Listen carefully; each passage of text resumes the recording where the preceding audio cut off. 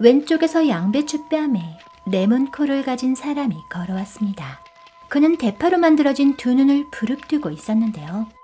양파와 마늘은 그가 한 걸음 내디딜 때마다 대굴대굴 굴렀죠. 오른쪽에서 냄비와 포크로 만들어진 사람이 걸어왔습니다.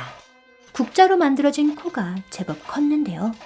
그가 걸어갈 때마다 머리 위 냄비 뚜껑에서 딸그락거리는 소리가 들려왔죠.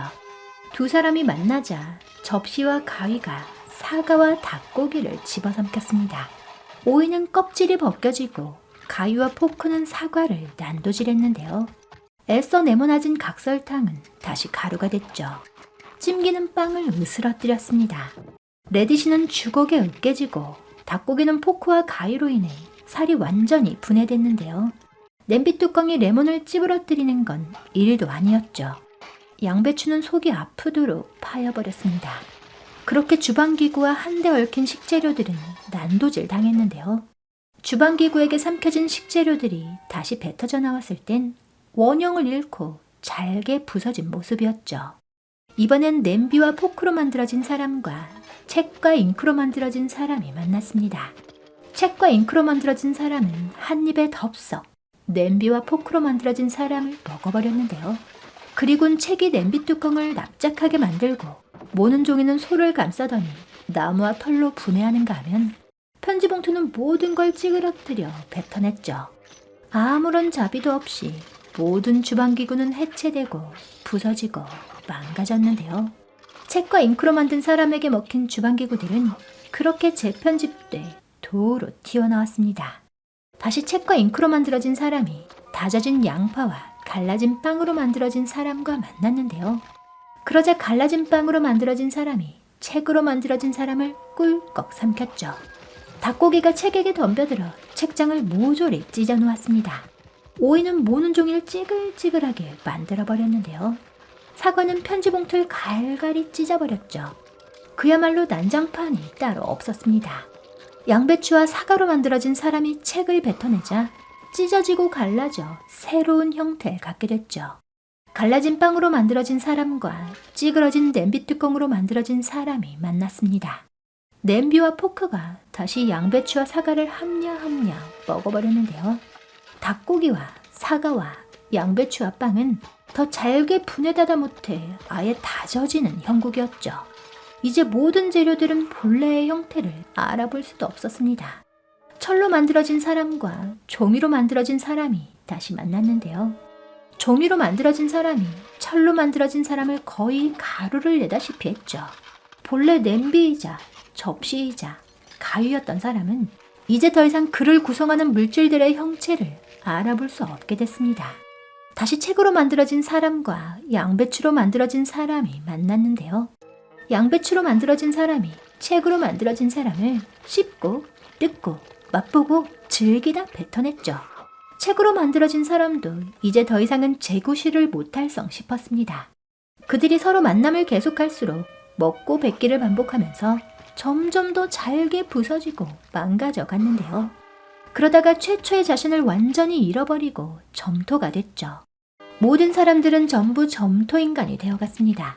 그들은 서로 다른 방향을 바라보는 것도 허용할 수 없었기에 같은 방향을 바라보는 똑같이 생긴 점토인간만 계속 태어나게 됐죠.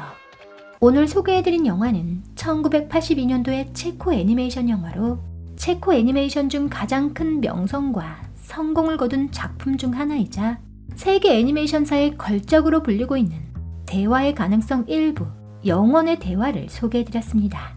테리 길리엄이 선정한 역대 최고의 애니메이션 영화 10편 중 하나로도 유명한데요. 대화의 가능성이 명작으로 꼽히는 이유는 대화와 소통에 관한 통찰력 있고 기묘하며 날카로운 풍자 때문이죠. 그중 오늘 소개해드린 영혼의 대화에 담긴 뜻을 한번 살펴볼까요? 왼쪽에선 양배추 뺨에 레몬코를 가진 사람이, 오른쪽에선 냄비와 포크로 만들어진 사람이 걸어왔습니다. 그리곤 주방기구로 만들어진 사람이 식재료로 만들어진 사람을 먹어버렸는데요. 그러자 사과는 난도질 당하고 닭고기는 뼈와 살이 분리됐죠. 입안에 넣고 마음대로 씹어대는 이 먹는다는 행위는 먹히는 쪽의 입장에서 보자면 굉장히 폭력적인 상황이라고 할 수 있습니다. 먹는다는 행위는 강한 쪽이 약한 쪽을 힘으로 짓누르고 부숴버리는 행위니까요. 그도 그럴 것이 만약 식재료가 주방기구보다 더 강하고 힘이 세다면 입안에 넣고 씹어버릴 수가 없었겠죠. 우리가 다이아몬드를 입안에 넣고 씹으면 우리의 이가 깨질까요? 아니면 다이아몬드가 깨질까요? 영혼의 대화에선 이런 폭력적인 대화를 묘사한 것 같습니다. 비난, 억압, 통제, 판단, 처벌, 야유 등의 폭력적인 대화를 말이죠. 주방기구가 이런 폭력적인 대화를 원하는 건 단 하나. 상대를 갈갈이 찢고 부수고 난도질해서 내 마음대로 휘두르겠다는 건데요. 이 폭력적인 대화는 식재료에서 주방기구로, 책으로, 다시 식재료로 돌고 돕니다. 서로가 서로의 천적이 돼 영원히 먹이사슬 같은 이 폭력적인 대화를 계속해 나가죠. 영혼의 대화는 서로 다른 두 개의 얼굴들이 마주보면서 시작됩니다. 그리고 똑같은 얼굴을 하고 같은 방향만 바라보는 점토인간이 계속 만들어지면서 끝이 나는데요. 서로 다른 얼굴, 즉 다양성이 충돌하고 융합해 결국엔 하나의 얼굴이란 단일성을 갖게 되죠. 이 모습을 지켜보고 있자니 파시즘이 떠올랐습니다. 극단적인 전체주의는 개성과 자유, 다름을 인정해주지 않는데요. 그 결과 우리는 이제 양배추도, 양파도, 마늘도 없는 세상에서 살아야 합니다. 칼과 포크, 냄비도 없죠. 책도 잉크도 없는 세상이 왔습니다. 모두가 점토로 만들어져 있으니까요. 더군다나 이제는 오른쪽을 볼 수도 없죠. 모두 왼쪽만 바라보는 점토 인간이 태어나고 있으니까요. 모두가 제 기능을 잃고 재구실을 하지 못합니다. 관계는 사라지고 인간성도 상실된 세상에서 부조리한 사회구조를 고수하면서 당연한 듯 문제는 반복됩니다. 영혼의 대화의 등장인물을 구성하는 요소들은 각각 상징하는 바가 있는데요. 식재료는 농사를 짓는 농민이고 주방기구는 기계를 다루는 노동자이며 책은 지식인으로 볼 수도 있을 것 같습니다. 그렇다면 이들이 서로에게 먹고 먹히는 행위는 계급 간의 대화 또는 계급 투쟁으로도 볼 수 있을 텐데요. 서로 못 잡아먹어 안달인 대화를 반복하면서 상대를 망가뜨리고 부숴버리는 데만 집중하죠. 계급투쟁의 역사는 그렇게 반복돼 왔습니다. 또는 잡아먹는다는 행위는 착취로 생각해 볼 수도 있을 것 같습니다. 서로에 대한 착취를 반복하면서 모든 건 단지 착취만을 위해 존재하게 되는데요. 지식인은 노동자를, 노동자는 농민을, 그리고 다시 농민은 지식인을 착취하고 서로가 서로에게 갑질을 해가면서 영원한 착취의 굴레 속에서 살아가게 되죠. 갑질이 난무하는 현 시대의 모습이 떠오르는 부분입니다. 수십 년이 지난 현재의 인간군상까지 꿰뚫고 있다는 점에서 대화의 가능성에 놀라운 점이기도 하죠.